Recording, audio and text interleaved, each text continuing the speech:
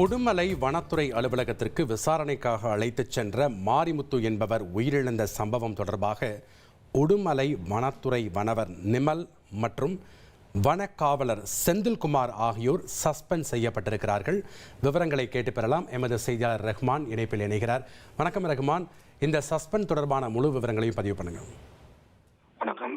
விசாரணைக்காக உடுமலை வனத்துறை அலுவலகத்துக்கு அழைத்து வரப்பட்ட மாரிமுத்து என்பவர் கடந்த 2 தினங்களுக்கு முன்பு கலைவரையில் தூக்கிட்டு இருந்து கொண்டதாக கூறப்பட்டது. இந்த சம்பவம் தொடர்பாக அவர்களுடைய உறவினர்கள் இந்த இறப்பில் சந்தேகம் இருப்பதாக கூறினார்கள். இதற்காக நேற்று உடற்காடு ஆய்வு செய்யப்பட்டது. இந்த நிலையில் இதில் அலட்சியமாக நடந்து கொண்ட வனத்துறை அலுவலர்கள் மீது உரிய நடவடிக்கை எடுக்க வேண்டும் என அவர்கள் உறவினர்கள் தரப்பில் கோரிக்கை வைக்கப்பட்டது. அதற்காக உடலை வாங்க மறுத்து போராட்டங்களில் ஈடுபட்டார்கள். இந்த சூழ்நிலையில் பணியில் அலட்சியமாக இருந்ததற்காக ஆனமலை புலிகள் காப்பும் உடுமலை வனச்சரக வனவர் நிமல் வனக்காவலர் செந்தில்குமார் ஆகியோரை சஸ்பெண்ட் செய்து திருப்பூர் வன அலுவலர் ராஜேஷ்குமார் உத்தரவு தெரிவித்துள்ளார். இனி மேற்கொண்டு வேறு யாரும் இதில் சஸ்பெண்ட் செய்வார்களா என்பது அடுத்த கட்ட தகவல்கள் வரும்.